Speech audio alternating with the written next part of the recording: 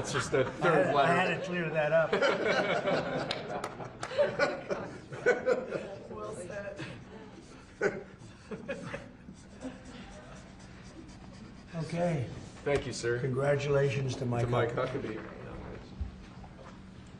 Next, sir, this is a big one. As you've consistently identified, restoring our maritime dominance as a nation is very important, from shipbuilding to having a merchant marine that's capable of supporting American military efforts, really up and down the line.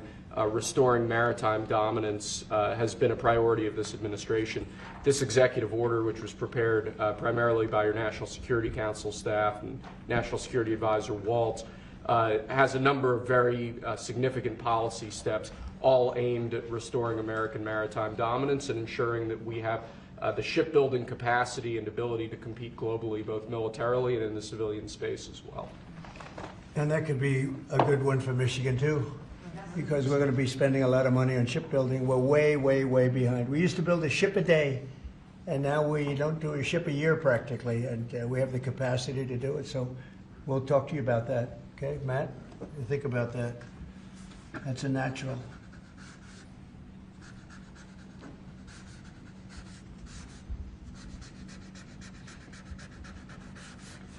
Okay, shipbuilding.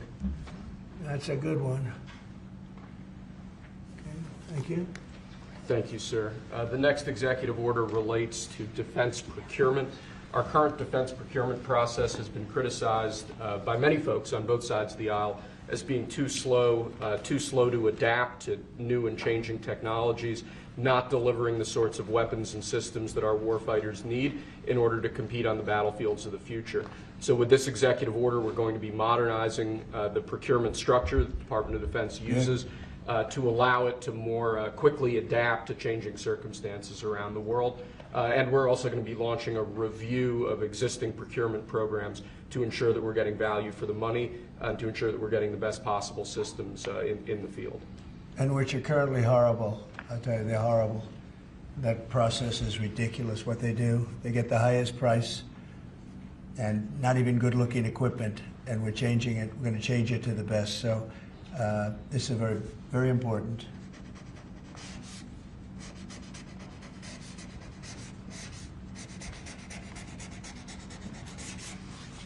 I want to say hello to Brooke. Well, sir. Look at Brooke. She got the cost of eggs down 87%. 87%, Governor. We have somebody that's done a great job at Department of Agriculture, and Kristi Noem, who perhaps a few of you have heard of. She has done the most unbelievable job as somebody that's watching over a country at the border, and with Tom Homan and your whole staff of tremendous people. So thank you. Who would think that she is like meant for that job, huh? She's meant for it. So I just saw you there both. Thank you very much. Thank you. Okay. We'll do it later, please. Thank you, sir.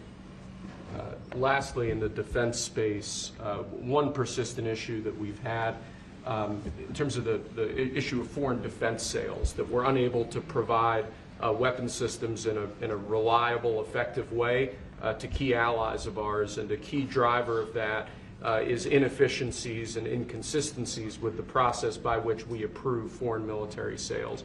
So this executive order is going to direct your Department of Defense, Department of State, other relevant departments and agencies to rework our system of foreign defense sales to ensure that we can provide equipment, creating American jobs and providing obviously revenue to American defense manufacturers, but provide key military equipment to our key allies in a reliable, effective way. Okay, that's good.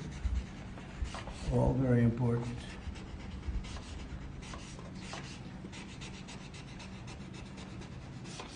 Okay? Because our budget is just about approved, and it's a big budget, and we want to spend the money properly, get the best equipment in the world. We rebuilt our military during my first term, rebuilt it entirely, beautiful. And then some was given away to Afghanistan so stupidly, the most embarrassing day in the history of our country, I think. But it's still, we have to fix it up a little bit. And that's what we're going to do. We're going to do a good job of it, too. Thank you. Next up, sir, we have a series of executive orders and a memorandum all relating to deregulation, which has obviously been a major priority of your administration. The first of these is an executive order. The Biden administration launched what you've called a war on showers. They had certain regulations that basically killed the water pressure of showers and other water appliances. You can say it. Go ahead. What are the appliances? I mean, it's everything, sir. Sinks and toilets, dishwashers, toilets, sinks. But the shower heads are a huge There's no deal. water. You don't get water. It's ridiculous. So with this executive order, we're effectively going to be reversing that set of regulations to ensure that Americans have choice in the consumer market. If they want a low-flow shower head, they can buy one. If they want a real deal shower head, they should have the ability to get one. You buy a new house, you pay a lot of money, and the developers, you're not allowed to do anything more. They put restrictors on. They used to have a restrictor where you could take it out, but now they weld it in. And you take a shower or wash your hands, whatever you do, including dishwashers where no water comes out. But you wash your hands, and in my case, I like to take a nice shower to take care of my beautiful hair. And I have to stand under the shower for 15 minutes till it gets wet. It comes out drip, drip, drip. It's ridiculous. And what you do is you end up washing your hands 5 times longer. So it's the same water. And we're going to open it up so that people can live, and we're going to hopefully have Congress approve it so it's memorialized. We're going to try and get all of these things, including straws, a little thing like straws. We did straws a month ago, where the paper straws were melting, they were dissolving, they weren't working well, and we went back to the plastic straws.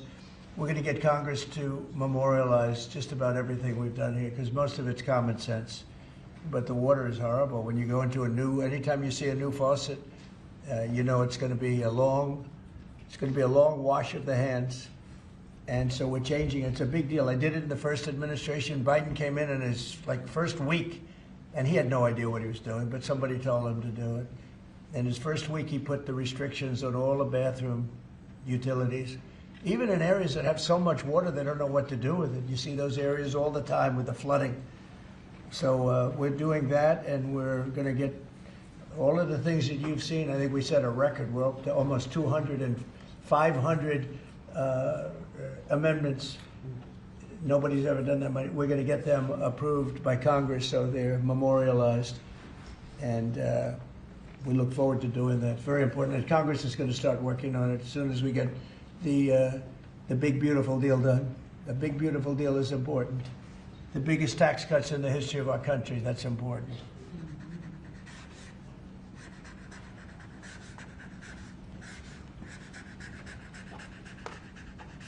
Okay.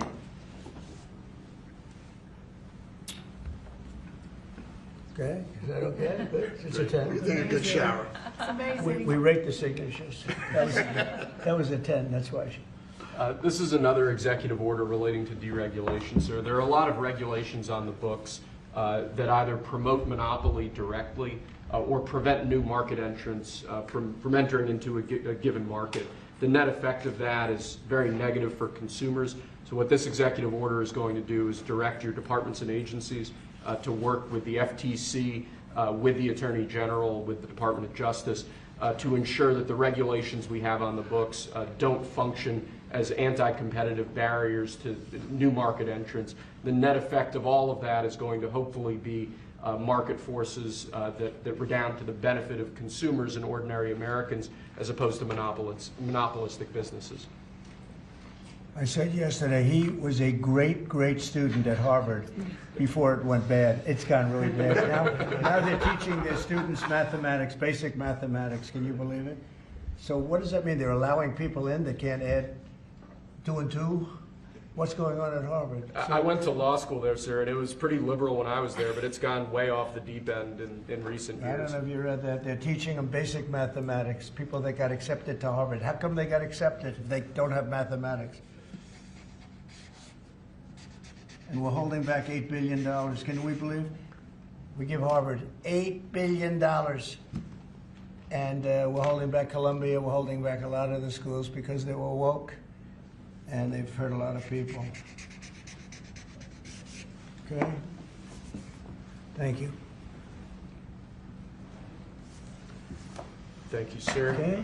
There are a large number of regulations on the books. These are regulations that are currently in effect that we believe blatantly violate the law, blatantly violate Supreme Court precedent that otherwise are just blatantly illegal.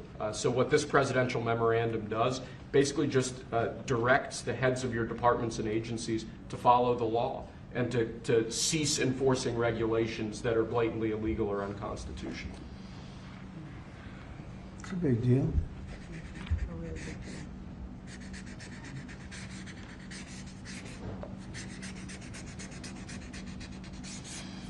It's really very important that we get these memorialized Yes, sir. in Congress. Very important for the long haul, right? Yes, sir. This is the last of our deregulatory EOs for the day. This is zero-based regulatory budgeting. The idea here is that over time, regulations accumulate on the books and in the Federal Register, and people aren't taking a close, detailed look at what's on the books and clearing them out as times change or as regulations become dated or ineffective.